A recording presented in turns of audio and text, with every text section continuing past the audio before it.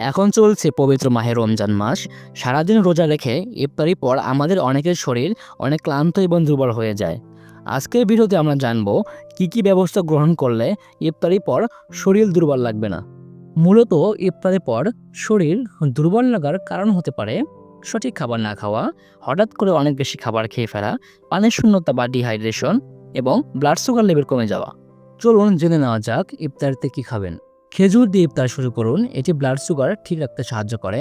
ইফতারিতে পর্যাপ্ত পরিমাণ পানি পান করুন। এছাড়াও লেবুর শরবত, ডাবের পানি, বেলের শরবত এবং তরমুজ খেতে পারেন। এগুলো পানির শূন্যতার হাত থেকে রক্ষা করে। ইফতারিতে শাকসবজি ও ফল খেতে পারেন, যেমন কলা, আপেল, পেঁপে, টমেটো, শসা।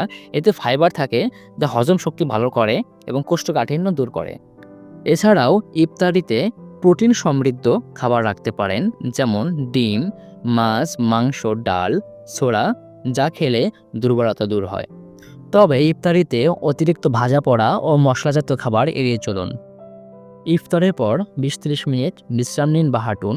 আর এভাবে সবকিছু মেনটেন করলে ইফতারের পর আর দুর্বলতা লাগবে না।